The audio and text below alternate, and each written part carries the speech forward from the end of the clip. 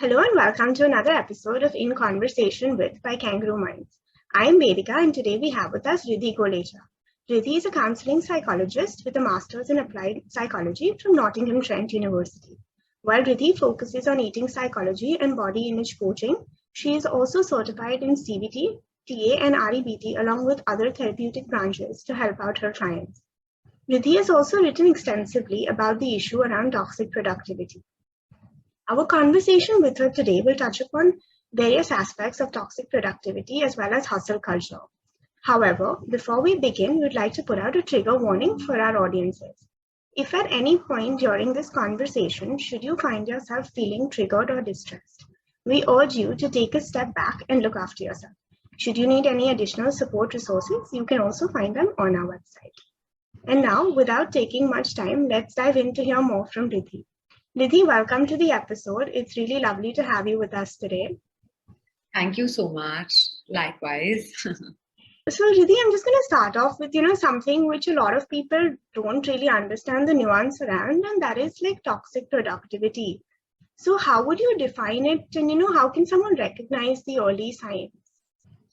Right. So some of the early signs to recognize toxic productivity would definitely be constantly feeling burnt out, constantly feeling fatigued, like a physical fatigue in your body. Our mind and body, they are not two different things. They are very interconnected, right? So just because you're sitting at a desk and doing a desk job doesn't mean that your body is not getting tired and fatigued. The simplest example of this would be whenever you feel bad, really, really bad, involuntarily tears come out of your eyes, right? So this is a simple example of displaying the mind-body connection. Now, similarly, when you are overworked or when you are just working on very, very high levels of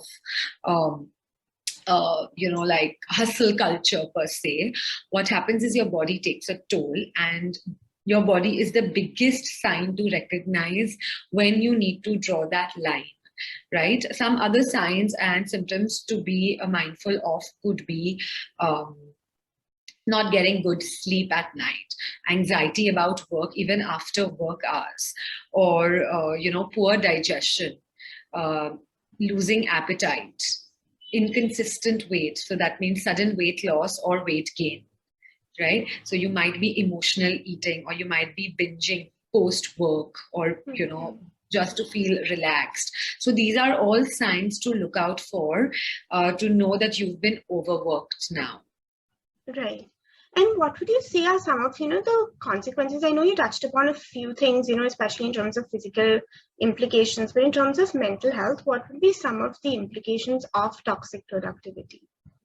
So in terms of mental health, particularly constant overthinking, as I touched upon, even at night, not getting good enough sleep, thinking about work even beyond the hours, not being able to be creative enough, right? So, a lot of people's work involves either problem solving or creating new things and new ideas, coming up with, new campaigns, or if you're working in social media, then new concepts, anything, right? But when you constantly find yourself stuck in terms of creativity and not being able to problem solve in the ways that you can ideally problem solve, that's another sign to look out for. Another huge sign to look out for is when you're constantly snappy. Right? So you can be snappy not only with your coworkers, but also with other people in the house. So you might be sitting for dinner or lunch, and something might trigger you, and you might just snap out of nowhere. It's not come out of nowhere. It's come as a constant build-up of really, really heavy workload, pressures that your body is now not able to handle, and it has to sort of discharge somewhere, right? So this displaced anger is the term that we use in psychology, and displaced anger is a huge consequence of overworking. So sorry. So you mentioned also at the beginning, about burnout. So can you tell us a little bit about how burnout is different from, toxic productivity? Sometimes the terms are used interchangeably, but I think burnout is it's a little different concept. So if you can tell us a bit about that. Yeah, sure. So, burnout has really come up in the last 2 years for a lot of people, especially due to the pandemic. Mhm. Burnout is actually this. Now, what does the word burnout mean? It means something just literally getting burnt out, almost in flames. Right. So obviously you don't get burnt out in flames, but the energy centers of your body and your mind, your mental health do get burnt out. So Right. burnout is your energy getting depleted, feeling constantly like you are overextending yourself, even for the basic tasks. So something that you could simply do now is taking you double or triple the amount of effort to do. Burnout shows up in different areas of your life. It also shows up in your social life. So it's different from toxic productivity in the sense that burnout will show up when you go out, you don't feel like socializing anymore, or you don't feel like attending any events anymore, you don't feel like interacting with people anymore. Even watching a show gets really difficult because you are drained and burnt out and your body cannot consume any more information. Self-care goes out of the window because you don't have the time, energy, or bandwidth for it. You basically don't feel like doing anything. It is not depression, but it mimics a lot of signs and symptoms of depression, in the sense that you have very low energy to take care and do anything pleasurable for yourself, because you're left with either no time or no bandwidth at the end of a really hard work day. And burnout happens when you are constantly pushing yourself. So, in order to recognize your limits and boundaries, it's important to to prevent burnout, so that you're able to, because you don't want to just work for a few years and then completely stop, right? You don't want to keep yo-yoing between work, like, oh, there are times when you're working really really hard and then there are times where you're just like a vegetable. You don't want to yo-yo, you want to be consistent, and for consistency you need balance, not burnout. Right. I think you said that really well, that, like focusing on sort of this having a balance. But how do you feel that, like this whole society's notion of linking, your productivity to your self-worth, or also this emergence of this hustle culture, like, wake up and hustle sort of thing. How do you think that's also contributing to toxic productivity? Right. So, the hustle culture is basically telling us that you got to get up, move, move, move, move, move. It's basically advocating a very fast paced life. A fast paced life has become the new normal, but for the human body, fast is not normal, right? For a human body, normal is normal. Just because we're living in metropolitan cities and we're just trying to do, run from pillar to post and get everywhere super fast and, one meeting after the other, doesn't mean that your body and nature is also designed for that, right? Your body is not designed to just constantly move, move, move. Your body needs adequate work and adequate rest. So what hustle culture is, it's kind of creating that notion where you just got to move, and if you don't move and if you're slow, then you're not good enough. Now, this plays on your self-esteem because everybody around you is doing it. It's become normal, as I said, right? So then if you don't do it, then you are abnormal. Right. That's how it plays on your self-esteem. It makes you feel like you're not being able to live up to society's expectations. You're not being able to do what everybody else is doing, because if everybody else is doing it, then it must be normal, no? Then there's something wrong with me because I am not able to do it. And then we start feeling as if there's something wrong with me. I am a failure. I am inadequate, which is absolutely not true, because, not everybody is designed to live this fast-paced life. And when we start focusing only on work to fulfill ourselves and to fill our self-esteem, that becomes a problem, right? Work, like any other aspect, is only one area of your life. There are so many other areas. There is relationships, there is love, there is family, there is friendships, there is spirituality, there is psychological health, there is fitness, there is mental well-being, there are hobbies, there are passions, there are things that you would like to pursue, there are activities that you've never thought about, but you might want to try out. There are new skills that you can develop, and work is one part of this entire equation. What we do is we make it like the entire equation, and that creates toxic productivity and eventual burnout. So we need to Right. differentiate between, so imagine a pizza slice, right? And there are multiple slices on the pizza, each representing one aspect of your life. When you make that one pizza slice, it might be a really large pizza slice called work, but when you make that pizza slice your entire pizza, there is an imbalance that is created, which leads to, issues, stress, diseases, and a whole bunch of other mental and emotional problems. So do you feel that, this whole the pandemic and like the whole work from home environments have also contributed to like an increase in toxic productivity? For a lot of people, yes. I wouldn't say for everybody, but a lot of people have been able to keep a balance. But what's also happened for the other half is that, there is no travel time anymore. Mm-hmm. There is no break anymore. You're always available on the screen. Where were you going to go during the pandemic, right? Maximum to buy groceries. So then your employers know that, okay, this person's always available. What we didn't realize in the beginning, especially, was the impact of screen fatigue on ourselves. Mm-hmm. Screen fatigue is a real thing, right? It's very dehydrating and it causes a lot of, it's more tiring to look and talk into a screen versus sit physically with people and have that same conversation. It is more taxing and we don't realize it. So, and we've been doing that without breaks, 11 to 12, 12 to 1, 1 to 2, Mm-hmm. a quick lunch break, because there's nothing else to do. So even we feel like we need to constantly keep, we needed at least at that point to keep ourselves busy and distracted with work.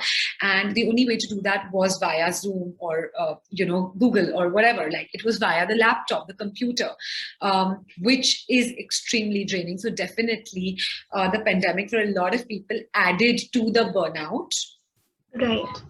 Because, as I said, burnout has two components, physical and mental. Mm-hmm. Mentally, we were anyway exhausted. We were anyway unhappy. We were anyway stuck, right? So definitely for a lot of people, work helps them, to give you that window to feel unstuck. Mm-hmm. But a lot of us were not able to maintain that balance. We got so immersed in work because we thought that was the only way out, right? So it was... again, this lack of knowing where to draw the line, lack of boundaries, I think was the biggest thing that came up, especially during the pandemic. There was no boundary between professional and personal life. You again, touched upon this aspect of having boundaries even earlier and right now. So, what would you say are like some boundaries individuals can set so that they don't fall into this whole toxic productivity trap? Right. So I think a few important boundaries, very practical tips I'll give is, to firstly create for yourself, one, what are the differences between your professional time and your personal time? What do they actually look and feel like? So first you need to decide that. So, for example, your professional time, might look like, okay, me sitting on my desk from 10 to 5 or 10 to 6 with a couple of breaks. And then after that, during my personal time, if I have a few calls to make or a few phone calls to make, that's fine. Versus my personal time can look like spending time with my family, spending time with my friends, maybe doing a hobby, going for a walk, cooking something, eating, spending some time eating a meal, not eating at my laptop. So basically creating those small distinctions between what are the activities you're going to do during your personal time, what are the activities you're going to do during your professional time, and also what you're not going to do during your personal time and what you're not going to do during your professional time. Right? So to kind of make a note of that, maybe journal it or make a little checklist would be a good place to start. Once you know that this is what you want, you have a blueprint, then you create boundaries around it. You create certain non-negotiables. So for example, if you know that 8 to 9 is dinner time and you are getting calls, or, you are made to schedule calls around that time, then your boundary becomes to be able to assertively say no, that look, this is my meal time and I will be available before or after. So learning how to say no is important to create that boundary. And again, making sure that once you create a boundary, then creating a boundary is easy, but maintaining it is the difficult part. Okay, because once you create a boundary, people will still push you. People will still force you. So to maintain that boundary is the hardest part, so that people understand that this is a boundary that you've created, and they don't violate it, because once they violate it, they know that, okay, you can violate it again and again, then that boundary makes no sense. So I would say is create few boundaries, but make sure, even if there are 2-3 boundaries that you create between your work life and your professional life, make sure that they are well maintained, and you Right. don't allow anybody to violate that. Neither people in your house can violate that professional boundary, nor people at your workplace can violate that personal boundary. So it goes both the ways. Right. I think I want to talk to you about another, like a different aspect of this whole toxic productivity and hustle culture thing. And that would be like, how do you think workplaces and, business leaders can look to improve workplace cultures, to beat this trend? Okay, so I think people at the workplace can do a whole bunch of things. Firstly, we need to focus more on employee health and mental well-being, right? So a lot of emotional regulation techniques can be put into play by companies, educating their employees about what emotional regulation is in the first place, because nobody has taught us that, right? Nobody knows what a burnout could feel like. People could be burnt out and working like machines without even realizing what that is. So the first step towards doing that is education, whether it's through seminars, webinars, hosting talks, or simply, sharing videos around about and around mental health. So to create that awareness that, look, these are the signs to look out for, would be number one. Number two would be to also make sure that the employees are eating right. I think that's really, really important. Obviously, the company cannot make sure that, cannot like feed the employees or something like that. But to educate them and encourage a healthier lifestyle, because the healthier the employees are, the better they're going to show up at work. Right. Okay. And that is something that we don't even think about, because when we talk about productivity and mental health, we will only look at the mental health aspect of it. But what about the body? It is super important to bring that aspect in. So it's important for people to do that. And I think one more thing that companies can do is have good communication channels built across the organization, so that when an employee is facing a problem, they are not afraid to speak to a representative about it, rather than them just keeping it within themselves and creating a whole bunch of anxiety and resentment towards each other and the company, company politics. So in order to reduce that, there needs to be, employees need to be encouraged to talk about their feelings, and there needs to be a trusted professional or a trusted representative that can, actively manage this communication between two people. Also, I think setting clear boundaries around the employees being able to say no should be encouraged more, because I think that's something that doesn't happen in companies anymore. People are just, given work and expected to do it without understanding that, okay, what is the person going through himself or herself? Building resilience is another very important aspect that companies can focus on, so that when the company takes a hit, when employees make a mistake and they fail, they are okay to kind of bounce back without feeling a lot of self-blame, or without themselves like they've done something wrong, because hustle culture encourages go, as I said. Failure is just absolutely a no option, not an option. But as humans, everybody's going to fail.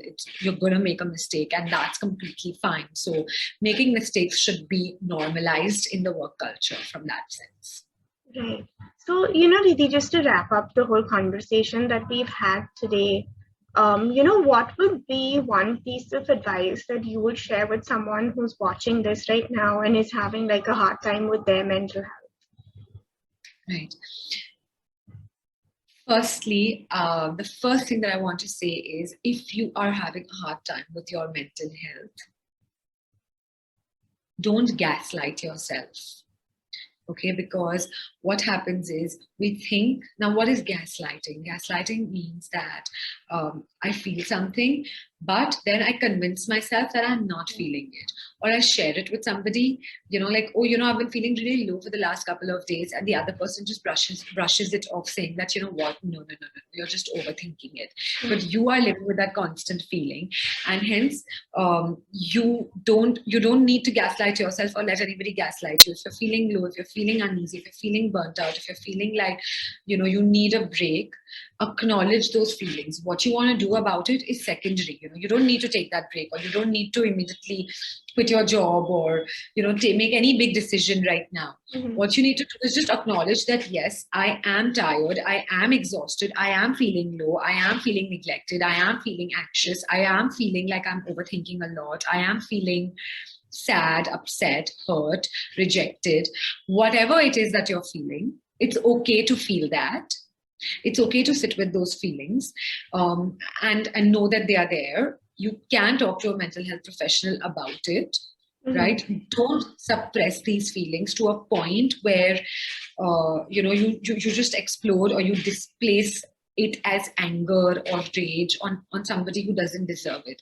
So create a cocoon for yourself and for your feelings. Allow yourself to share these feelings so that you don't get suffocated, and know that everything that you're feeling is valid and real. The last 2 years have been extremely difficult on all of us. We're just getting back to regular life. The transition for a lot of us is also, not easy, because we've gotten so used to sitting at home, and now suddenly the world is opening up. And for introverts especially, it's really difficult to get back out there and, show up and do all of these things. So go slow. You don't need to win any race. Right? Life is not a race. In fact, the only competition you have is yourself, right? So please don't compare your journey with somebody else's journey. I think that's the best gift that you can give yourself. Well, thank you so much, Ridhi, for sharing that. And I think it'll be very helpful for anyone who, is having a hard time right now, whether it's been over a period of time or whether it's around, just unlocking and moving back to things as they used to be. And for anyone who's watching this right now, if you're having a hard time with, your mental health, just look after yourself and know that it gets better. And there's always help out there. So, don't be afraid to reach out. Like, don't give in to that stigma that mental health is a sign of weakness, because you deserve to feel better and you can feel better. So look after yourself. Until next time, please stay well and stay healthy. Thank you.